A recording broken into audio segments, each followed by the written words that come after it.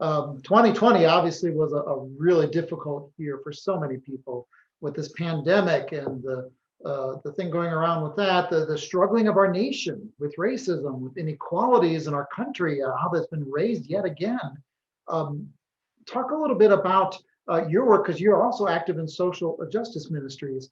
How does that influence your music and the moments that we've experienced, and especially in this past year, and maybe some of your hopes for 2021 and beyond?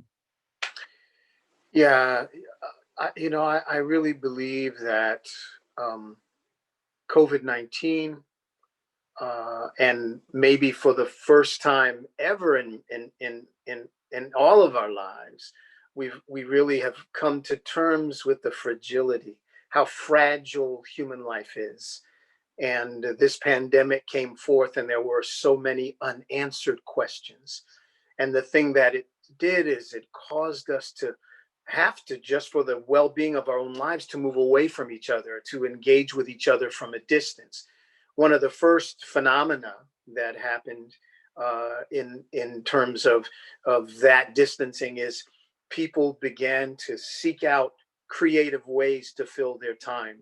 People began to listen to music that they hadn't listened to before. People began to draw, paint, dance. It reminded us, the human family, that creativity is an important part of our well-being.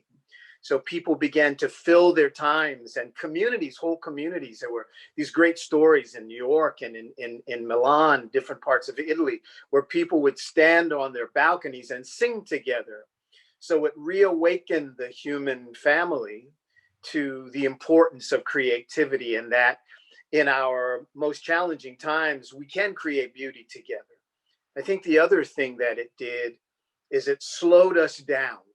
It moved many of us into our homes and away from the workaday challenges of job.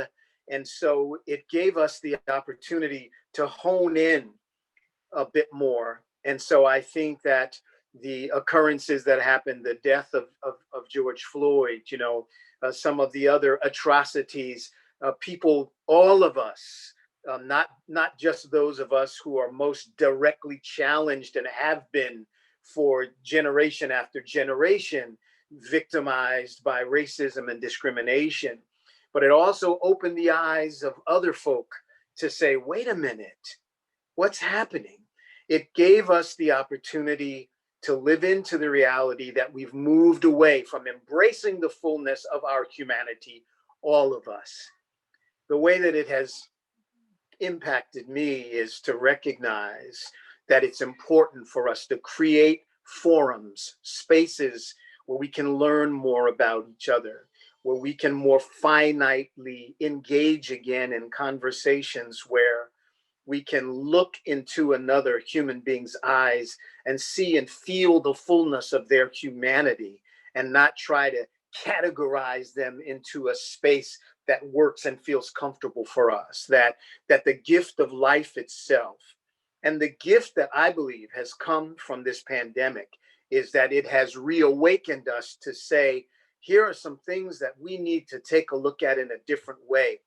Here's an opportunity for us to value life, for us to recognize from a spiritual standpoint of view that we have been given by our Creator the gift of life. And it's our opportunity to choose. We get to inhale, to choose how we want to breathe into our lives for both ourselves and for the greater good of all humanity. The only time you can really, really make huge changes is when you face huge challenges. And so my hope and my commitment in 2021 is to be a steward for that conversation, is to create creative spaces where we can connect our minds and our hearts. I was once told by this great master teacher that said that the greatest distance traveled is the distance between the head and the heart. And so if we can be on that journey to align our minds and align our hearts and be committed to doing all that we can, and to open our hearts and our minds and be guided by God, to guide us to beyond what we think we need, and to be grateful for the things that we have, and to be willing to expand that, to share with each other. and to return to a place of fullness. And, creativity, art can do that in such an amazing way. You can listen to a sermon and take the power that's encapsulated in that sermon. And when you breathe it into song and breathe it into communion, breathe it into community, when I'm sitting and listening and I'm being taught, that's a mind to mind experience. But when the heart is engaged, then those things that we're taught help to move it into our hearts, so that then we're moved towards action.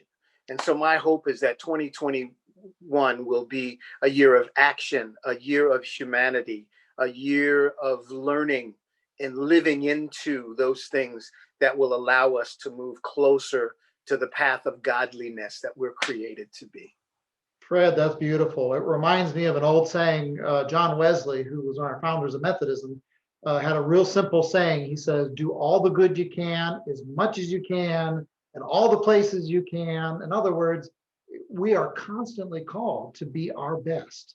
And sometimes being our best means embracing these kinds of moments and being able to open our hearts and open our minds and being able to engage in constructive dialogue and in helpful connections there, so that we can grow as a community and as the world. And so I love that. I love that that's an opportunity for us to move forward. I hope too that we get a chance to, after this pandemic, that people can connect more. I can tell you there's such an appreciation of music now, and in the church groups I've worked with and the leaders I've spoken with, there's been that we just won't be taking this for granted anymore. Whether you can gather and sing, or whether you can gather with your friends and just have a heartfelt discussion on what's going on in the world. And we've lost that temporarily, but looking forward to the day when we can gather again and do that, and really celebrate those moments, and hopefully even celebrate some live concerts. I know for us, this virtual concert thing is very new. This is the first year we've ever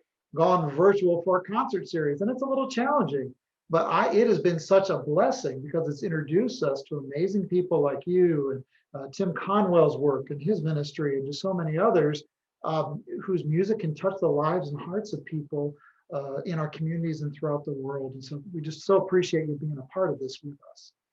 Well, thank you and the church for the willingness and the vision and the commitment to really continue to expand conversations and share space together. I think, again, that's another great thing. We're learning the importance of sharing space. And so in the interim, we share space like this, but my hope is that when we get the chance to come back together, that we will appreciate that opportunity to be together in a much greater and a richer way. So thanks to you, and thanks for allowing myself and the great Michael Ross, who I got to give a lot of kudos to Michael.